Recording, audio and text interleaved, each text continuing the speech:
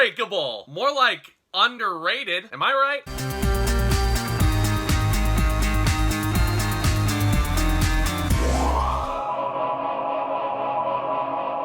What's going on, ladies and gentlemen? Welcome back to the channel. Welcome back to yet another brand new movie review. And as always, I thank you so much for stopping by, and I hope you enjoy your stay. And yeah, we're continuing the M. Night Shyamalan playlist. I just reviewed The Sixth Sense right here on the channel. That was a super fun one to talk about. But now we're going into his second foray into the writing directing department.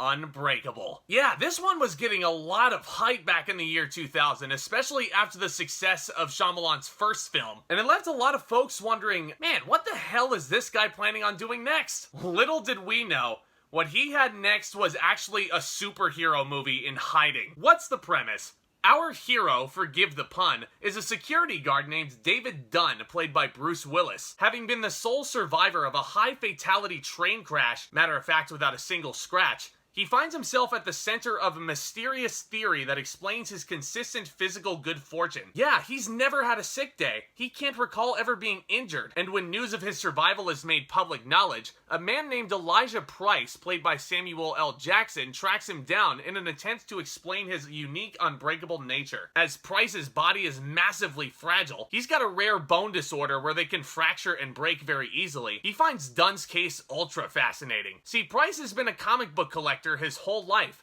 and he sees a real-life superhero in front of him. And David Dunn is not buying that shit. Yeah, in case you couldn't tell, this review will be filled with some spoilers. So just in case you've never seen Unbreakable and you don't want to be spoiled, I've warned you. But with all that out of the way, guys, I couldn't wait to get in front of the camera and analyze this thing with you guys. Because I'm not even joking, Unbreakable is one of the movies I think every one of you should watch before you die. Notice the straight face. After the huge boom of The Sixth Sense and how much people enjoyed that, critics and casuals alike, I'm sure everybody was wondering back in the year 2000, what the hell is Shyamalan gonna do to try and top it? Now, Quentin Tarantino, who's another one of my favorite directors, you'll probably be hearing about him on the channel sooner or later, he at one point called Unbreakable a masterpiece for our generation. I don't know if that's the exact direct quote, but he said something along those lines, and I can't help but agree with his sentiments. I actually prefer Unbreakable over The Sixth Sense, and here's why. Not only do I think Unbreakable is a much more watchable film than The Sixth Sense, but y'all know I am the biggest fan of superhero movies out there. And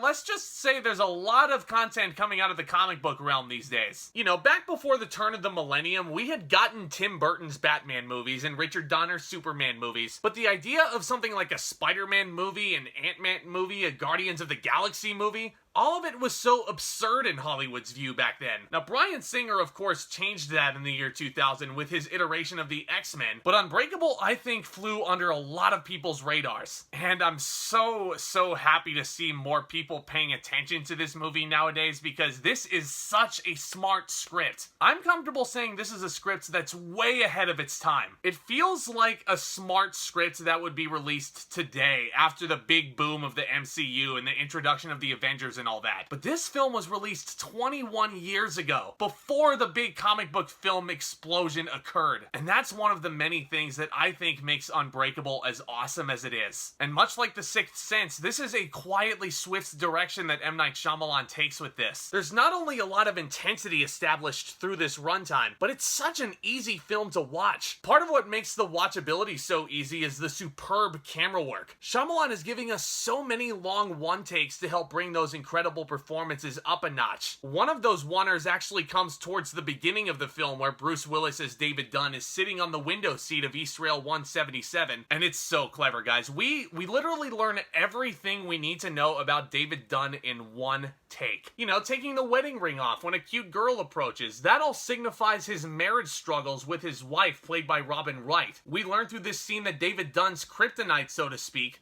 is water. I mean, this is, again, genius level writing and genius level acting on Bruce Willis's part, and I do think that this performance did top what he did in The Sixth Sense. This may be a hot take, but I found this material way more subtle than anything he did as Dr. Crow. And me saying that isn't meant to take anything away from that performance, because The Sixth Sense was still damn good, but he ups his game tremendously as David Dunn. He understands this guy's arc so incredibly well. You can tell that this is a man who's troubled. He's at a crossroads in life.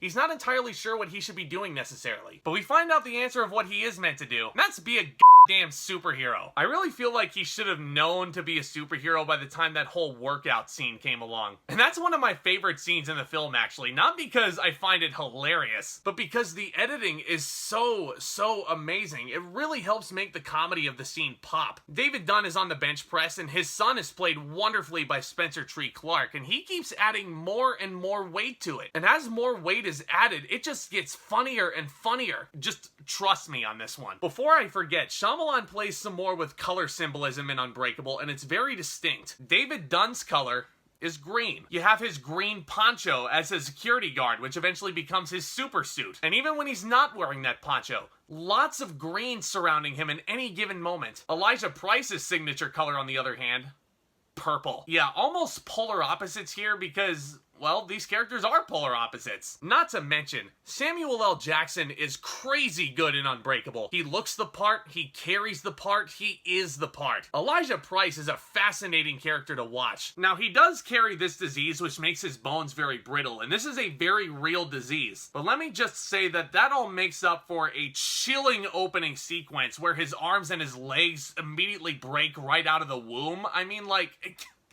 good fucking God. But Jackson sells all of it. Anytime he's in frame, you can never tell that he's an actor. This guy is convinced that what he's saying is pure gospel. Just masterwork. Now, speaking of a masterwork, I gotta talk about this score a little bit. Now, James Newton Howard once again composed this score after some chilling compositions for The Sixth Sense. And once again, I feel like this score is an improvement because there are so many moments where the score will creep in and it'll feel so inspirational, where the man in orange knocks him into the pool and the tarp is trapping him and the girls are pulling him up out of the pool and the score just creeps in and it's so awesome. It's like right fucking there. You know that this guy is doing what he's meant to be doing. He is saving those people's lives and being a freaking hero, man. Now, you guys can tell I really love Unbreakable, but let's talk about the one controversial element of this film that has really detracted a lot of people from it, and that's the twist ending. It's basically revealed that Elijah Price was the one behind all of the big terrorist attacks, including on East Rail 177, the train that David Dunn survived. And it's a great twist given the context of the story.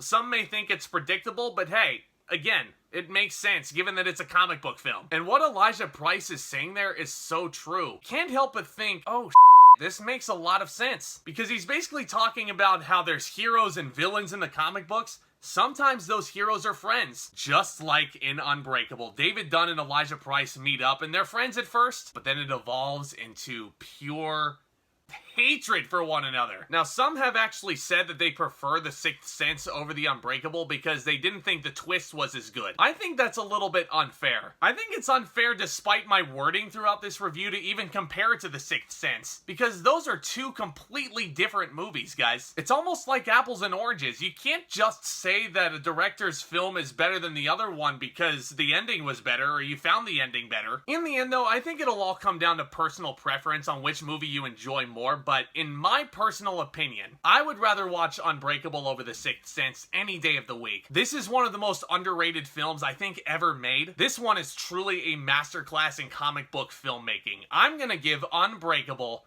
an A+.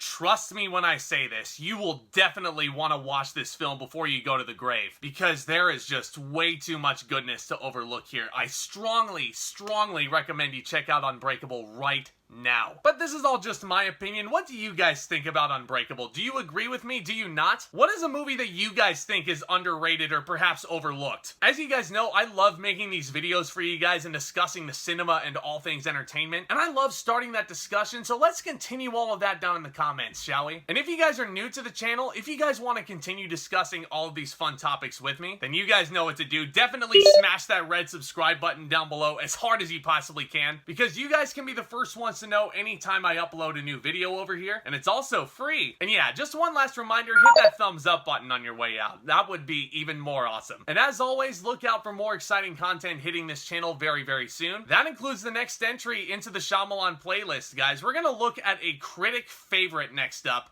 signs. So you guys have got that video to look forward to and much, much more. You guys are awesome. Again, thank you all so much for your support of the channel up to this point. It really does mean the world. And with all that being said, back talk, commence.